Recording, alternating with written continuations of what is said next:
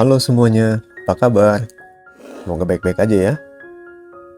Belajar dari Cinta punya konten baru nih, namanya Cerita Self-Care.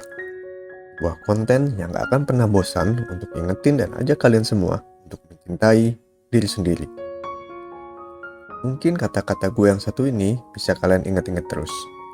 Yang namanya masalah itu pasti akan selalu ada. Tapi coba deh kita sadarin.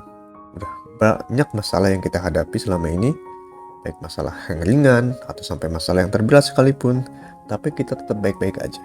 Kita tetap bisa hidup, kita tetap bisa bernafas, dan kita tetap bisa tertawa. Di episode kali ini, BDC akan kasih cerita ke kalian tentang kisah seseorang yang jadi benci banget sama keluarganya karena trauma masa lalu. Tapi sebelum gue mulai ceritanya, subscribe dulu ya channel yang ini, agar gue terus bisa semangat untuk membuat konten-konten tentang cerita self-care ke kalian. Oke, kita balik ke ceritanya ya. Orang yang mau gue ceritain ini kebetulan bukan dari kalangan orang yang gak mampu. Dari dulu, segala kebutuhan dia hampir selalu terpenuhi oleh keluarganya. Tapi, karena dari kecil orang tuanya sangat keras, saat ini dia memutuskan untuk gak mau kenal lagi sama keluarganya. Salah satu tindakan keras yang dilakukan oleh orang tuanya adalah saat dia beribadah. Dia cerita, waktu dia kecil, kira-kira masih usia di bawah 5 tahun, dia udah sering banget dipukulin hanya karena telat beribadah. Ya, namanya juga anak kecil padahal ya. Kalau lagi males, kadang bad mood, ya kadang ogah-ogahan. Harusnya biasa aja, harusnya disemangatin, diberikan contoh. Tapi dia enggak. Dia justru dipukulin sampai badan dan wajahnya memar-memar. Mungkin maksud orang tuanya ingin bikin disiplin kali ya. Tapi harusnya nggak begitu-begitu juga sih. Nah efeknya jadi berat banget. Dari kecil dia punya pemikiran kalau agama itu sangat kejam. Agama itu harus mukulin anak kecil segala.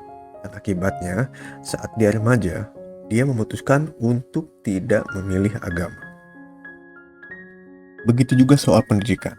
Anak ini justru selalu diremehkan oleh orang tuanya sendiri. Padahal anak ini sebetulnya sangat berprestasi loh waktu sekolah. Sering banget ranking 1, sering banget juara kelas. Tapi sayangnya dia gak pernah mendapat apresiasi dari orang tuanya.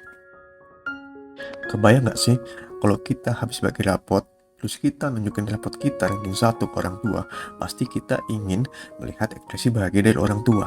Tapi ini kebalikannya, dia justru dicuekin, bahkan diremehin. Alah, baru ranking 1 aja, gak usah bangga deh, begitu kata orang tuanya. Tapi saat dia rankingnya turun, dia justru kembali dipukulin sama orang tuanya, bahkan dianggap sebagai anak yang bodoh.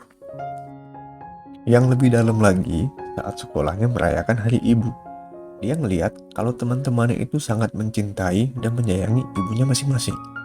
Yang berpelukan, saling menangis saat memberikan bunga ke ibunya, dan ibu teman-temannya pun terlihat sangat mencintai dan menyayangi teman-temannya tersebut. Saat melihat kejadian itu, dia berpikir, ternyata ibu itu bisa ya untuk disayangin. Ibu itu bisa ya untuk menyayangi anaknya. Dia berpikir, tapi kok ibu aku nggak seperti itu ya? Aduh, sedih banget nggak sih anak kecil punya perasaan seperti itu?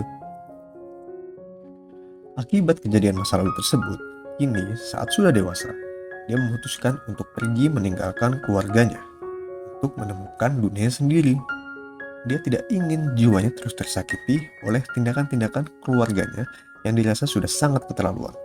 Sedih sih, tapi ternyata hal itu adalah keputusan yang tepat. Karena saat ini, dia bertemu dengan berbagai orang yang mencintainya. Dan dia pun kembali memeluk agama karena mendapatkan persepsi yang jauh berbeda tentang agama dari orang-orang yang kini mencintainya.